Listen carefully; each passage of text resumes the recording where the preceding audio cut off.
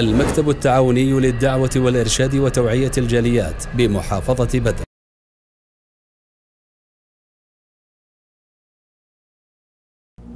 এই ক্ষণস্থায়ী পৃথিবীতে একজন মানুষ জান্নাত পাওয়ার জন্য কতই না আশা করে, কতই না শ্রম দেয়, কিন্তু সামান্য কিছু ভুলের কারণে তার সব আমল বাদ হয়ে যায়, জান্নাতের পরিবর্তে তার স্থান হয়ে যায় জাহান্নাম। নাউজুবিল্লাহ। মুআয ইবনে জাবাল বলেন, আমি একদিন রাসূল সাল্লাল্লাহু আলাইহি সাল্লামের সাথে একটি সফরে বের হয়েছিলাম। হাঁটতে হাঁটতে একদিন একদম সন্নিকটে চলে আসলাম। তখন চাইলাম রাসূল থেকে কিছু পেয়ে যাই, কিছু আদায় করে নেই। তখন রাসূলকে বললাম, ইয়া রাসূলুল্লাহ আখবিরনি বিআমালিন ইদখিলুনি আল্লাহুল জান্নাহ ওয়া ইউবাইদুনি আনিন নার। ইয়া রাসূলুল্লাহ, আমাকে এমন আমল সম্পর্কে বলুন যে আমল করে আমি জান্নাতে যেতে পারবো এবং জাহান্নাম থেকে মুক্তি পাবো। রাসূল সাল্লাল্লাহু তখন বললেন, হে মুআজ, লাকাদ সাআলতানি আন আযীমিন ওয়া ইন্নাহু ইয়াসিরুন আলা মান ইয়াসসারাহুল্লাহ। হে মুআজ, তুমি অনেক কিছু চাইছো, অনেক বড় চাওয়া চাইছো তুমি, তবে জেনে রাখো এটি তার জন্য সহজ যাকে আল্লাহ রাব্বুল আলামিন তৌফিক দেন এবং এই সমস্ত কাজ তার জন্য সহজ করে দেন। তখন রাসূল বললেন, আমল, জান্নাতের আমলগুলি বলতে শুরু করলেন, আনতা আবুদাল্লাহ ওয়া লা তুশরিকু বিহি শাইয়্যা। সর্বপ্রথম তোমার কাজ যেটা, একমাত্র আল্লাহর ইবাদত করবে, আল্লাহর সাথে কাউকে অংশীদার করবে না। ওয়া তুকিমুস সালাহ, নামাজ কায়েম করবে, 5 ওয়াক্ত সালাত পড়বে।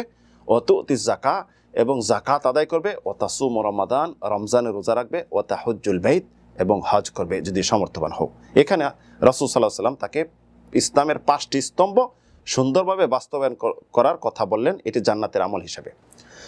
পরবর্তী রাসূল বলেন, আলা আদুল্লুকা আলা আবওয়াবিল খাইর, আমি কি তোমাকে মঙ্গলের দরজা সম্পর্কে বলবো না, তথা আরও যে মঙ্গল রয়েছে এটা বলবো না? তখন রাসূল তাকে নফল ইবাদত বললেন, যে ফরজের সাথে আরও নফল ইবাদত এইগুলি করবে জান্নাতে যাওয়ার জন্য। আস-সাওমু জুন্নাতুন, রোজা হলো জাহান্নাম থেকে বাঁচার ডাল। আস-সাদাকাতু তুতফিউল খাতিয়া কামা ইউতফিউল মাউন নার, যে সদকা হলো মানুষের পাপ মোচন করে দেয়, যেমনভাবে পানি আগুনকে নিভিয়ে দেয়, একদম মিঠিয়ে দেয়। পরবর্তী বললেন, সলাতুর রাজুলি ফি জাওফিল লাইল, তাহাজ্জুদের নামাজের কথা বললেন। বলার পরে রাসূল বলেন, আলা উখবিরুকা বিরাসিল আমর ও উমুদিহি ওয়া দারওয়াতুস সানামি, আমি কি তোমাকে বলবো না একজন মুসলিমের মূল জিনিস কি হবে, এবং তার স্তম্ভ কি, এবং তার সুউচ্চ চূড়া কি? তখন রাসূল বললেন, হে মুআজ, জেনে রাখো একজন মুসলিমের সর্বশ্রেষ্ঠ যেটা কাজ হলো সেটি হলো আল ইসলাম, ইসলামের উপর থাকবে। এর মূল ভিত্তি হলো as-সালাহ, নামাজ, এবং সর্বোচ্চ চূড়া হলো ইসলামের আল্লাহর রাস্তায় সঠিকভাবে জিহাদ করা, যুদ্ধ করা। বর্তমানে যুদ্ধ এটা নয়, বর্তমান যুদ্ধ হলো সন্ত্রাসী, আমরা এদিকে আর যাচ্ছি না। পরবর্তী রাসূল বললেন, জান্নাতের আমলগুলি বলার পরে সুন্দরভাবে, যে এই সমস্ত কাজ করলে তুমি জান্নাত পাবে, জাহান্নাম থেকে মুক্তি পাবে। তখন রাসূল বলেন, আলা উখবিরুকা বিমিলাকি যালিকা কুল্লি, এই যে আমলগুলি জান্নাতের বললাম, এই জান্নাতের আমল করে কখন তুমি জান্নাত পাবে এবং এর মালিকানা কখন হতে পারবে, আমলগুলির সব কখন পাবে, এটা বলবো না? মুআয ইবনে জাবাল বলেন, ইয়া নবী আল্লাহ, বলেন। তখন রাসূল সাল্লাল্লাহু আলাইহি সাল্লাম ফা আখাযা বিলিসানিহি, তার জিহ্বাকে ধরলেন এবং বললেন, কুফ আলাইকা হাদা, তুমি এই জিহ্বাকে কন্ট্রোল করো, জিহ্বাকে সংযত রাখো এবং জিহ্বাকে নিরাপদ রাখো। মুআয ইবনে জাবাল তখন বললেন, ইন্না লা মুআখাযুনা বিমা নাতাকাল্লামু আলাই ইয়া রাসূলুল্লাহ, এই জিহ্বা দিয়ে আমরা যে কথা বলি, এই জন্য কি আল্লাহ আমাদেরকে হিসাব নেবেন এবং এই জন্য আল্লাহ শাস্তি দিবেন? রাসূল বললেন, সাকুলাতকা উম্মুকা ইয়া মুআয, হে মুআয, তোমাকে তোমার মা হারিয়ে ফেলুক।